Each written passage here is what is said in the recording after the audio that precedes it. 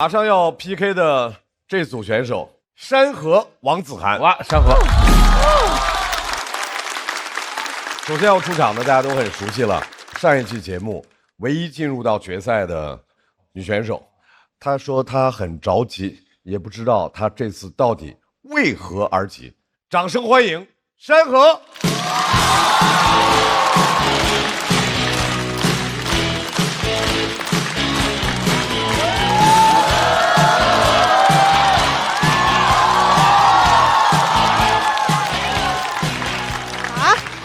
大家好，我是山河，你们好吗？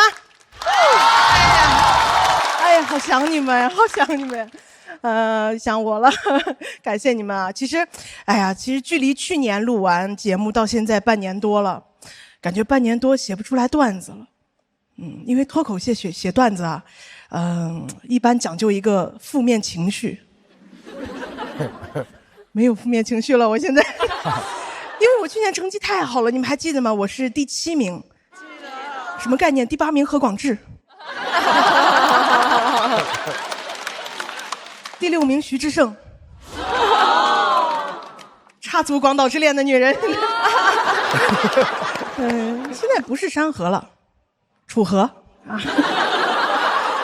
而且现在都有粉丝了，我也没想到，以前我以为粉丝嘛，就是喜欢这个演员，喜欢我，不是的，朋友们，粉丝不是喜欢我，拥护我。老霸道了，天天给我发私信说山河，我现在绝不允许任何人忤逆你，我不允许任何人呵斥你、教育你、贬低你。我说啊，我爸妈终于有人管了吗？熟悉我的朋友知道，我经常吐槽我爸妈。去年也在节目上讲了，我爸打压式教育，老觉得我不够优秀，相当于我的黑粉。真的，我录节目之前啊，我爸一直不支持我做全职脱口秀。只要我们这行业有任何的风吹草动，我爸就给我发来一张热搜截图，一句话都不说。后来我把我进决赛的视频发给他，我也一句话都不说。但我知道我们俩想说的是同样一句话，可以说话。去年确实成绩好，然后就很荣幸接到很多俱乐部的邀约，去全国各地演一演。我觉得出去演真的蛮好的，很长见识。我就发现啊，很多大城市公共卫生间越来越不一样了，真的，坐便好像越来越多了。但我说实话，干净的坐便太少了，有时候遇到脏脏的坐便真的难以下吞。而且尤其是有些咖啡厅、酒吧还有餐厅包间，男女共用一个卫生间，只给我一个马桶。就前面大哥上完，我一进去，你打开门那一瞬间啊，跟我高中打开数学书的想法一模一样。老娘不上了。太脏了，我纳闷了，这怎么马桶上到处都是啊？怎么弄的呀？哦，建的呀。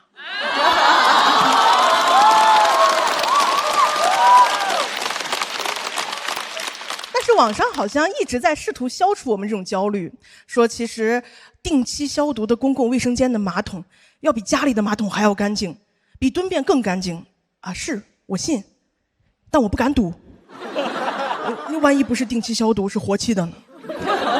而且家里的马桶总不会有人蹲在上面上厕所吧？外面有人会啊，把坐便当蹲便使，这样坐便不就更脏了吗？那我觉得还是蹲便更干净，除非你把蹲便当坐便使啊。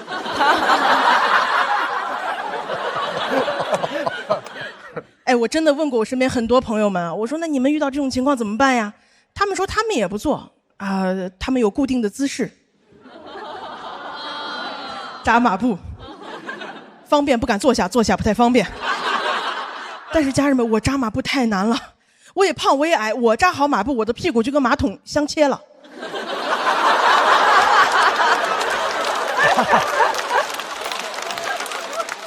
没办法，只能微蹲，没臀硬翘。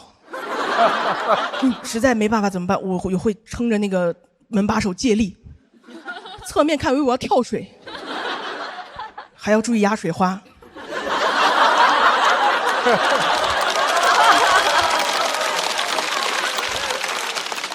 容易飞溅。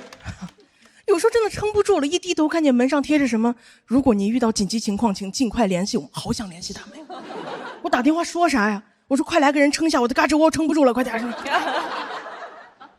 有的卫生间会稍微高级一点、人性化一点，他会准备那种一次性马桶垫纸，都用过那个对吧？那张薄薄的纸，我也不嫌丢人，我到现在不知道那张纸到底该怎么用，磨砂那面朝上还是光滑那面朝上，哪边朝里哪边朝外，中间那一块应该先撕开还是靠重力、地心引力什么的，是吧？你有时候刚铺好，一转身掉下去了，刚铺好自动冲水吸进去了，裤子都脱了。在厕所里张元英转圈3次。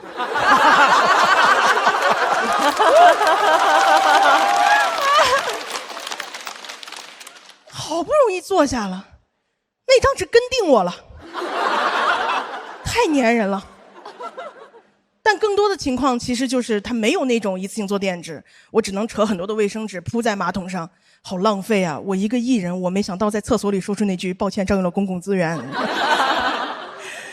我那天遇到一个卫生间，虽然很高级，但也挺奇怪的，它都不叫卫生间，它叫智慧卫生间，老智慧了。它门口会有一个电视，屏幕上会实时监测这个卫生间的温度、湿度、空气质量，什么都有，没有纸。25个坑位，我进去，大家还在排队，大家都在排那2个蹲便。我当时呢很着急，打开一个坐便是脏的，打开一个还是脏的。我打开到第4个的时候，我感觉队伍里面给我一种眼神，收手吧，赌徒，你走的都是我们来时的路。出去一看，空气质量下降了，可能是我脏话太多了吧。其实我不是想搞什么蹲坐对立啊，就是有的蹲便也很不方便，也很不干净，但是网上蹲坐对立还挺严重的，说我们这种不习惯公共卫生间坐便的人就是跟不上时代的发展啊，说国外都是坐便，人类文明的尽头就是坐便。我觉得人类文明的尽头应该是文明吧。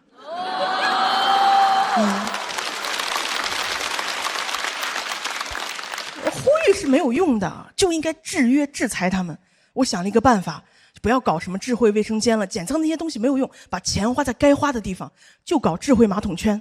它可以自动检测马桶圈的细菌数量，那个装置直接和卫生间的门锁串联，谁都可以进，用完检测干净才可以出。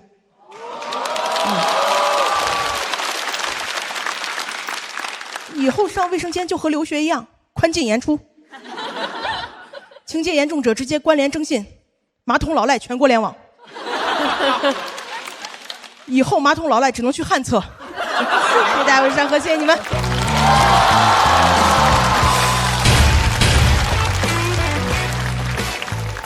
各位来为山河最后投票。好，谢谢大家，谢谢大家。来，我们先听听罗老师的。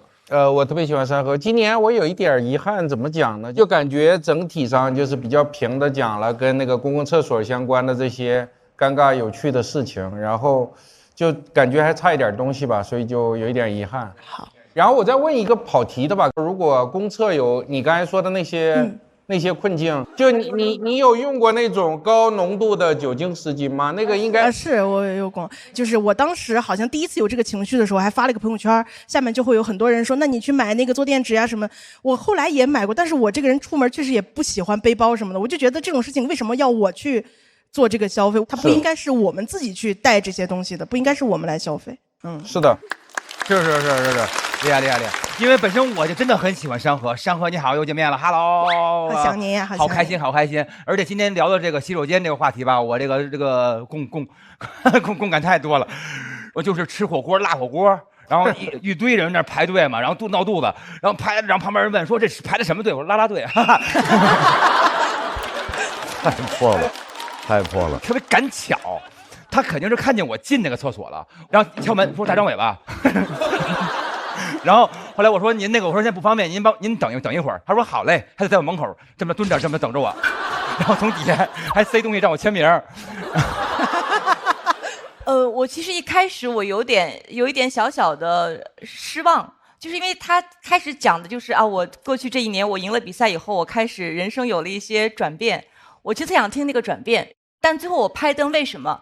比赛不就是在比此刻你能看到我演员的这个我的技术是否过硬，我现场的节奏是否，他非常的能力太强了，就这么一件小事儿，他讲得如此之有趣儿啊！其实我一开始我会觉得想听又不敢听，他的确太过太过鲜活，鲜活这个词儿我能够有画面感，而且山河它本身的这种亲和力，让这一切本来听起来没有那么愉悦的一个话题，大家就是笑不可支，所以我最后是拍灯了。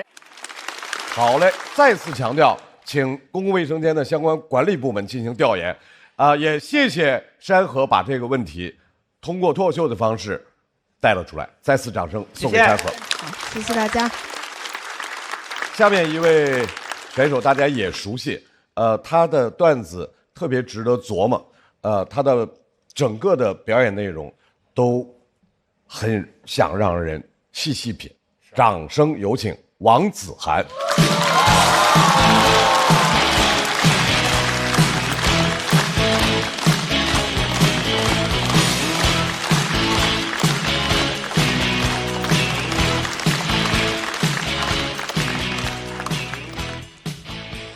大家好，我是王子涵。我之前去录过一个播客，那个播客刚刚上线，我就收到一个微博私信，就是一个观众发来的。他说：“子涵，你别听评论区的那些人瞎说，这种声音对我真的很重要。他要不说，我都不知道评论区有人骂我。但他说了，我肯定得去看一下。我看那个评论区实在太生气了，我就想自己去兑现。我朋友就劝我，他说算了算了，狗咬你一口，你还能咬狗一口吗？我不知道你们有没有这种情况啊，就是你有一天好好的上着网，跟别人讨论一部电影，你发表了一个自己的观点，对方突然就口吐信号，你正要还嘴，你朋友劝你算了算了，狗咬你一口，你还能咬狗一口吗？你这口气就憋住了。你为了想开点，你也只能劝自己说，对啊，没有关系的，狗虽然咬掉我一块肉，但我也新长了一个结节呀。你看我这日子过得，节节攀升。我不能再长结节了，我想当狗。我跟我的心理咨询师说了一下当狗这个想法，他一开始吓了一跳，听了一会儿才说：“哦，你是想当这个狗啊？”然后他就开始给我分析，他说：“你所谓的当狗，其实就是想向外界释放你的攻击性。你可以从这个咨询室里面先开始练习。因为这个房间是完全安全的，我是你的心理咨询师，不管你对我做什么，我都会完全接纳你。所以那次我没给钱。我现在获得了这个当狗的能力之后呢，我也不会经常使用它。我现在的状态就是遇人则人，遇狗则狗。我只能承诺我不率先当狗，但如果有人跟我说狗咬你一口，你不能咬狗一口，我就问他，你怎么知道我不是狗？前两天我的咨询师跟我讲，他说我觉得你找回攻击性的这个案例非常有意义，我能不能把这件事情分享给其他的来访者？我说当然可以了。他说你放心，我会对你的个人信息进行保密。我说那怎么能行呢？那他们怎么能知道是哪位脱口秀演员的心理这么健康呀？为了防止我的咨询师替我进行不必要的保密，我决定自己走上这个舞台，把这个故事讲给有需要的朋友。现在大家都知道了，我叫王子涵，是一只边牧，谢谢大家。子涵，你会想过，就是说为了舞台效果要多一些，就是表演上的或者是用词上的一些语气上，因为真的有点平啊，就是稍微有一点点。就是我今年也刚好做编剧嘛，就是我感觉我的那种喜剧技术主要放在编剧工作里面然后我自己呢，因为我自己比较喜欢，哪怕是国外的脱口秀演员，他也是比较平或者比较难进入的一种风格。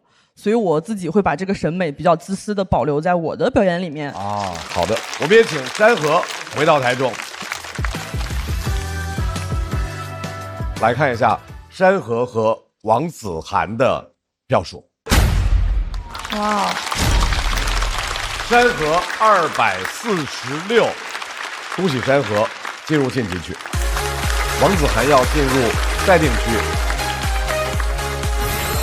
我觉得在这个舞台上真的成长，它更多的是对我人格上的成长。